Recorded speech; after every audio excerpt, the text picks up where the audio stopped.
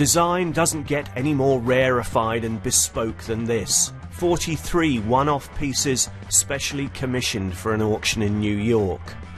The famous face at the sale is the singer Bono, but Apple's design supremo Sir Jony Ive is the man sweating over the nuts and bolts, though you'd be hard-pressed to find anything so lumpy as a nut or a bolt here. I think what's interesting about these things is they're so purposeful, and there's incredible beauty consequent of just how focused and purposeful they are. And many of the things you don't know, who designed them, you don't know their biography, but you see what they do, and they do it so beautifully. A private view of the lots before their auction tomorrow for Bono's Product Red charity, which raises money to tackle AIDS, malaria and TB in Africa. This is a little tune I actually just wrote earlier on it. Strangers in the night, exchanging glances, lovers at first sight. Don't give up the day job. Oh, hang on. This Steinway's up for grabs. It has some red customising under the bonnet. The U2 frontman has succeeded in coaxing Apple's Chingford-born design guru into the limelight. For example, the metalwork's nickel-plated instead of the usual brass, so you can see all of the hinges.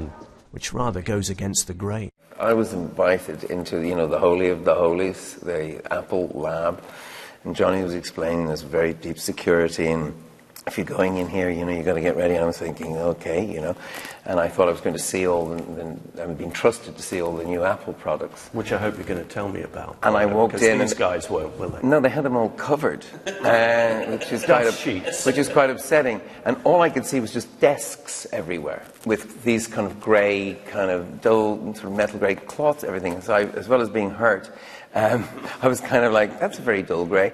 Despite Apple's Trappist approach to previewing its goodies, Ive was willing to discuss this computer.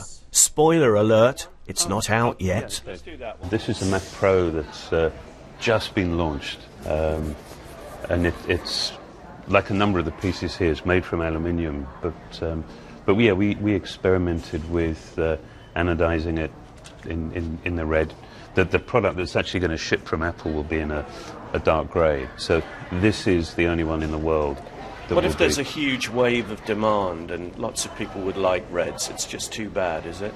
There's just one. Right. The approach we took here was just to have essentially CPUs, so just the actual, the computing brain, and make that as fast as possible. But the cooling system actually means that it runs very quietly. Is it inspired by a wine cooler? Because it does look a little like a very sophisticated one, doesn't it? What I think is more interesting is the inside.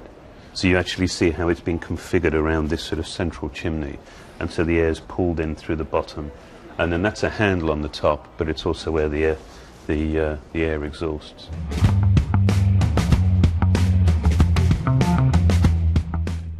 Australian Mark Newson, Ive's fellow designer, has co-curated this miscellany, including a one-off Leica camera, which they modelled 500 times before they were happy.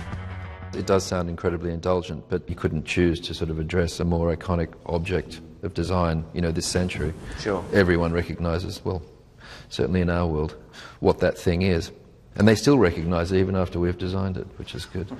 Is there a point at which this fanatical attention to detail shades into something like OCD?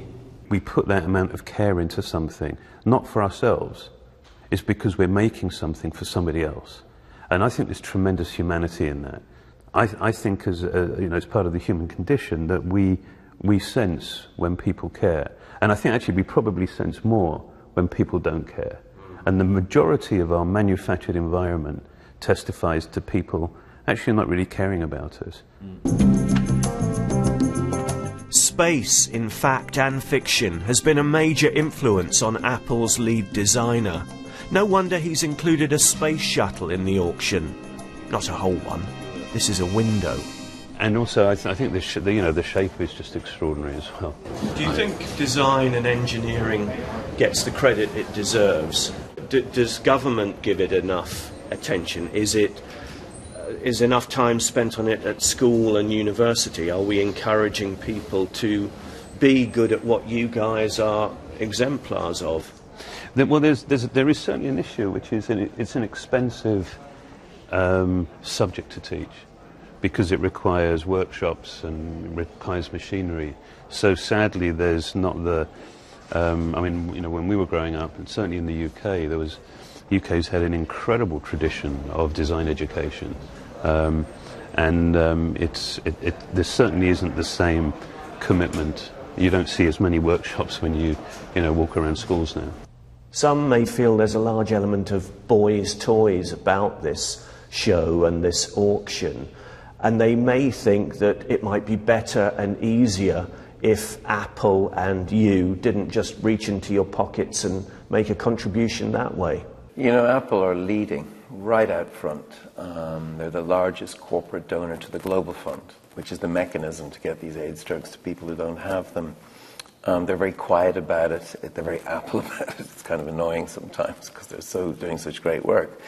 Again, I just say to you, this is quite a sly political tool, and we can all give and do. And you know, our band U2 is also red, but that's it. The point is the neon. The point is the excitement. The sort of making this a political priority by keeping it in the public discussion. There's still time to get your bids in, though a Russian oligarch is said to be determined to snap up the old Soyuz spacesuit.